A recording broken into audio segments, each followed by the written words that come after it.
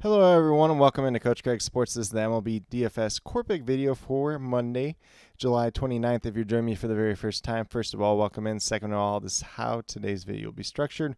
We will be going over my core picks for today as well as my top GPP teams to stack.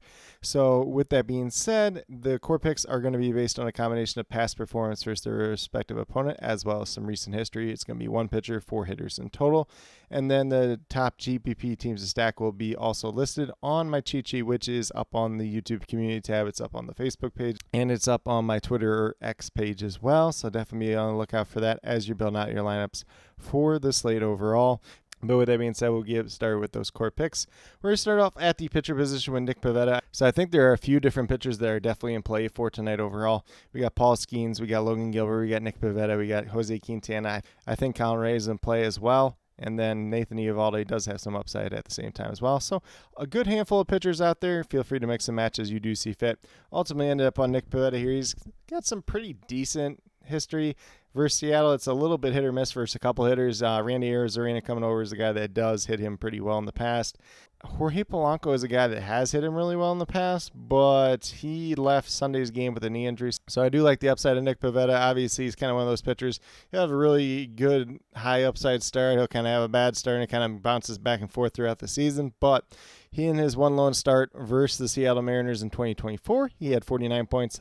Last year in 2023, he had 2 starts against the Seattle team, 47 and 28 points. So 2 out of the 3 starts, pretty good there. So do like the upside that he does present. If we look at what he's done so far on the season, he's got 4 wins. Erie's at 4.5 now. So not exactly what we like to see there. Obviously, we like to see the wins be a little bit higher too, average about 30 fantasy points per game. But if we get that high upside game out of him on a slate where everybody else is going to be flocking to mainly guys like Paul Skeens, it could be a pretty good leverage play just in general with some pretty significant upside at the same time as well. And then we're going to move down to our hitters.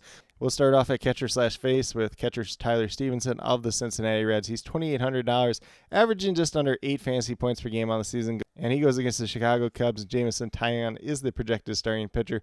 Tyler Stevenson is 4 for 4 with 1 home run versus Jameson Taillon in his career. Stevenson been a little bit more hit or miss as of late. He's had at least 1 hit in 2 out of his last 4 games, 0 multi-hit games, 0 home runs during that time span, and only 1 double-digit game. So we're really banking on the past performance as opposed to the recent performance here. So if you do not like Tyler Stevenson for this slate, feel free to play somebody else, especially if they are someone that fits your stack a little bit better just in general as well. If we look at what Tyler Stevenson's done on the season so far, 234 average, 11 home runs, 35 RBIs, once again averaging just under 8 fantasy points per game at $2,800.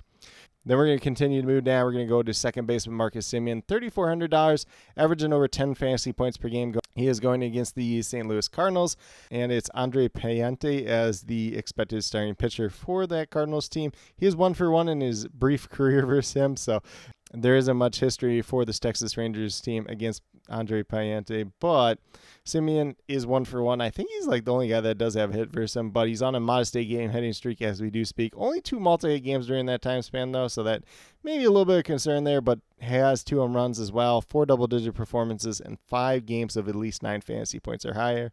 So a relatively safe floor, $3,400, not a bad price tag to be had there. If we look at what Marcus Semien's done so far on the season, it's 246 average, 15 home runs, 53 RBIs, once again averaging over 10 fantasy points per game at $3,400.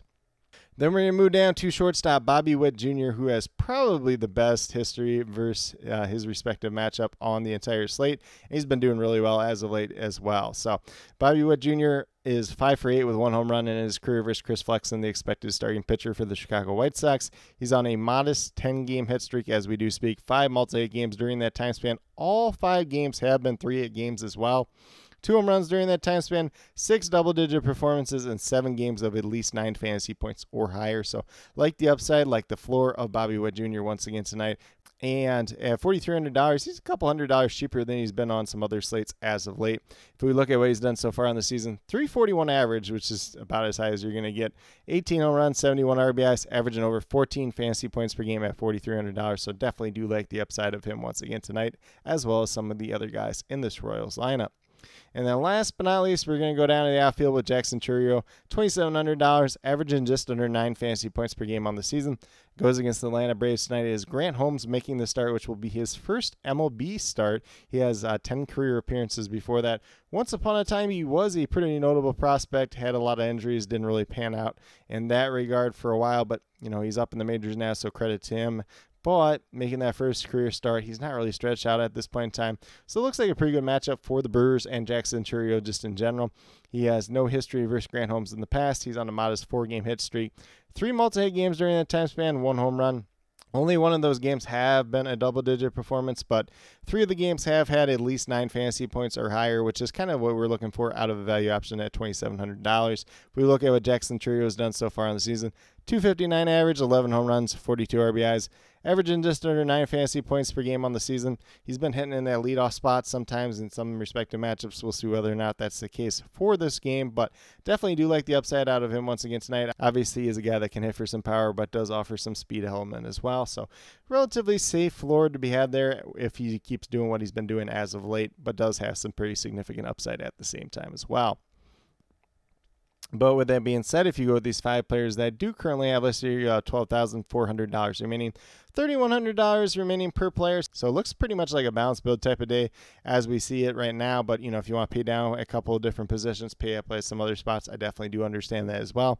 There's not quite as many as those high priced, those 4,000 players or more on this slate. So keep that in mind as you're building out your lineups, but definitely a lot of ways that you can build that overall. And with that being said, we'll get moved over to my cheat sheet and talk about my top GPP teams to stack for tonight's slate overall. So once again, the cheat sheet is 100% free. It's up on the YouTube community tab. It's up on my Twitter. It's up on my Facebook page. So definitely feel free to check it out as you're building out your lineups for tonight's slate overall. But the 3 teams that I do have in terms of stacks, there's a couple other potential ones there, especially if you're on the Patreon in my MLB DFS notes over there. There's a couple more that are kind of maybes, a little bit more questionable ones, but these are the 3 that stand out to me the most tonight. We're going to start off with the Milwaukee Brewers, who are going against Grant Holmes. When we were talking about Jackson Chourio, he's not fully stretched out at this point in time. He's a former prospect that dealt with a lot of injuries in the minors, so they're probably not going to have him pitch too deep into the game. Maybe 3-4 innings, maybe 5 if he gets kind of lucky. But I do like the upside of these Brewers bats just in general.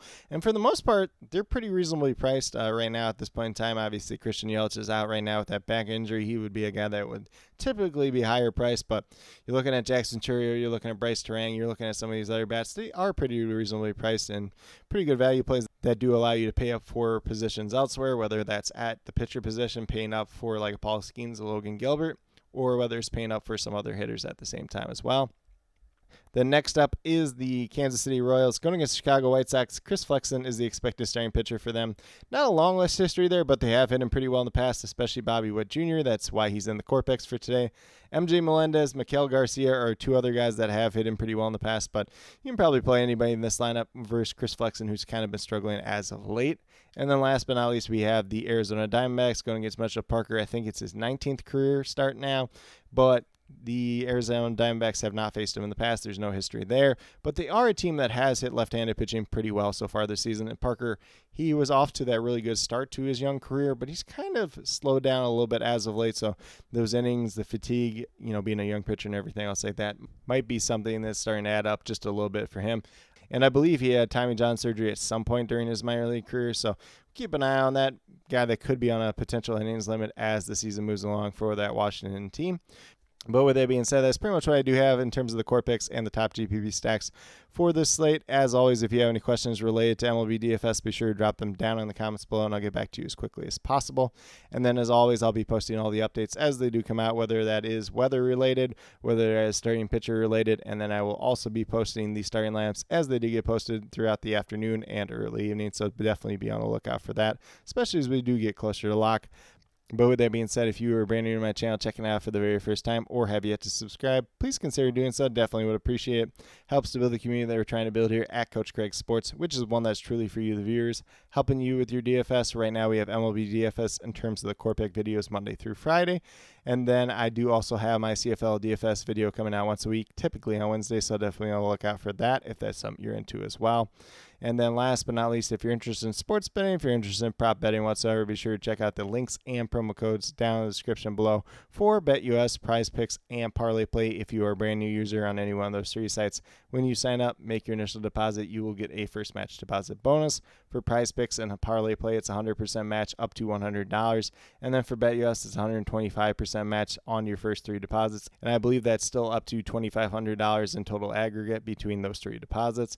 So some pretty great opportunities to be had out there. If you have any other additional questions related to that whatsoever, feel free to reach out to me, whether it's down in the comments or on Twitter at Coach Craig Sport, and be more than happy to help you with that journey as well. But with that being said, that's all that I truly have for today's video. Definitely do appreciate each and every one of you tuning in. Definitely means a lot to me. I hope that each and every one of you have a great rest of your day and some pretty good luck in MLB DFS tonight.